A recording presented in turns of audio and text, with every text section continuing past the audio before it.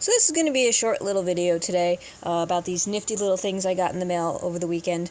They're called Peerless transparent watercolors. What they are is they're like little travel watercolors. They come on a piece of like paper type stuff, which is apparently some sort of clothy, fibery thing that special dye gets on there. I don't know. They're actually quite nifty, and you wouldn't know it by looking at them, but when you try it, it's like, whoa, this is pretty neat. I haven't really painted anything with it aside from just getting the swatches of what I have here, because I had gotten 2 of the little trial sets because I wasn't sure how I was going to like these, and I just wanted to give them a shot. I talked to them to make sure that the colors weren't going to be exactly the same between the 2 sets, and they said they can't quite guarantee that, but they were kind enough to kind of just like pick some out that looked like they might be different.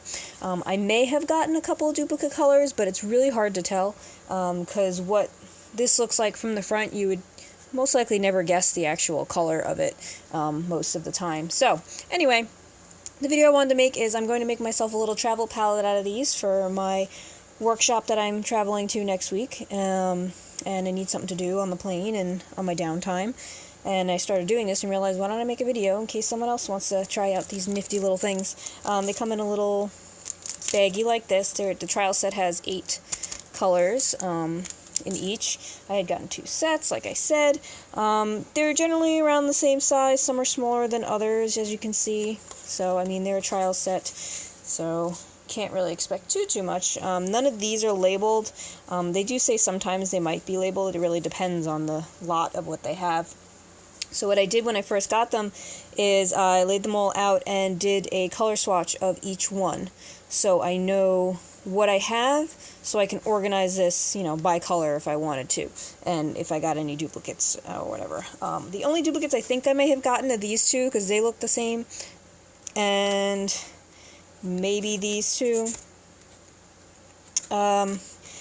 These 2 look very similar, but they were in the same set, so I don't think they're the same color. They just might be similar. It does look a little lighter than that one. So anyway, I'm happy with these so far. They're fairly reasonably priced. I can't quite remember what the price was, but I'll put a link in the description to the website where you can get these. And so what I'm doing here is I'm cutting out little squares of each one, organizing them in my little palette here. This is just a piece of watercolor paper that I cut down from a 9x12. I want to fit all 16 colors that I got, so this is 9x6 I cut this down to. So I could just fit them in here with the least amount of space, like the most compact amount I could possibly do without crowding them too much, because I don't really want them touching. And here I'm going to put a little swatch of each one right next to it, so I could see what colors they are. And then in the middle, I'm going to put a sheet of acetate probably to keep them from rubbing up against each other. Plus then you have like a nice little mixing palette in the center. So that's what I'm doing there. I got these little Scotch, what are they called? Restickable tabs. My mom had given them to me because she just didn't need them, and I figured this is like a perfect use for them, because once I run out of whatever this is, I can cut myself another piece off of here and just take this off and replace it without having to worry about ripping any paper or anything, hopefully. I mean, they're supposed to be restickable, so who knows. So I cut these. Each square here is like perfect for 2 squares. I've been cutting them into 4s, so what I do is I would, oops, clearly didn't cut that all the way, and now I'm making a mess. Okay, so I had cut these already before, so what I'm doing, I cut my little swatch out of the large piece, then I'm going to put one little sticky on that side, close to the edge, and one on that side. Putting it close to the edge because I have a feeling if I go to, with the brush on the edge there, I don't really want it sticking up and annoying me. So, and then I just stick it right in here, so they're not touching. And these squares I made, the squares themselves are 2 by 1.5, and the little swatches I made so they don't touch, and I have a little side area here, are 1.5 by a little less than 1.5, just to kind of bring it up from those lines so they're not like touching. Hopefully these aren't going to be too close together for working with them, but I just don't want to have this huge thing while I'm on the plane and all that sort of stuff. So that's that. Hopefully that describes it well enough. So you don't need to really see me do that. I mean, you cut it out, you stick it on there. I'm going to stick all these on, and I will be back. Alright, so now I am back. I stuck all those on, and here are my 16 colors.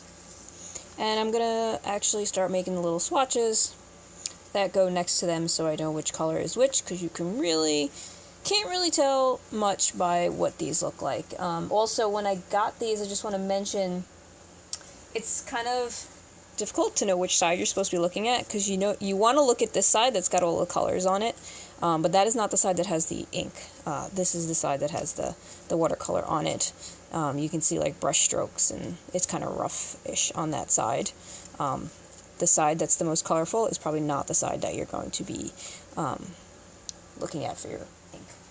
Anyway, so here's a little bit of how these work. Wet my brush. You can also use one of those little travel brushes, water brushes, that has the water in the side. You just take a little bit from on here, and oops, the brush is not wet enough. Take a little bit and brush right next to that. So that one's like a light brown. I don't want to go too wet because I don't want to waste it. I don't know how long these are going to last. But I mean, they're actually pretty vibrant for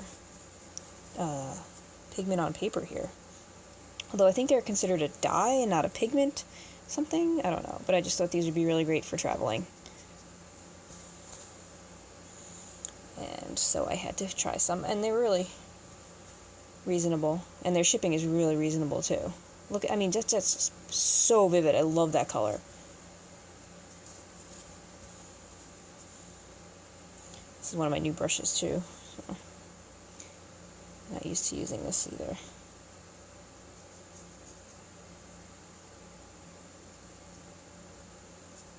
Yeah, so these might take some getting used to see just how much water you can put on there without like wasting all of it.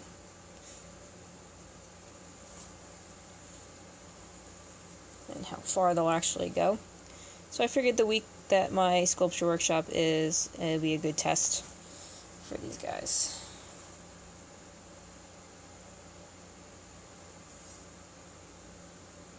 I could see this yellow getting very dirty, but I mean, look how like neon that is. That's crazy. These are really cool.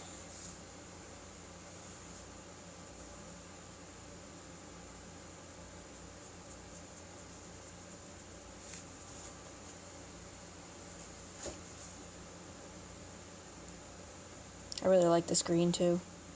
It's going to be really useful.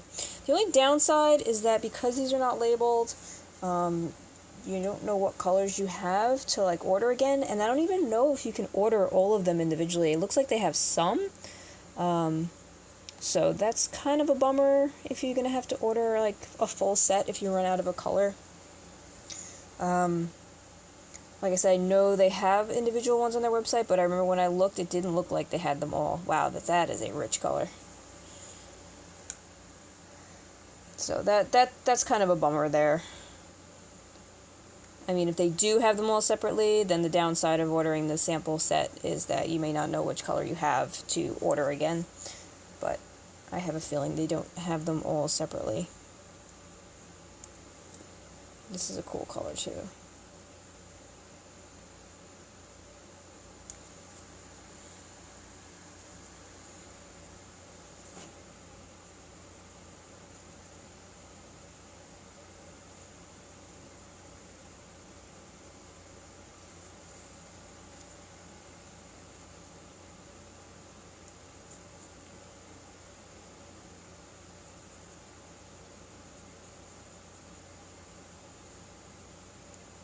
So that one actually looks maybe a little lighter than that one.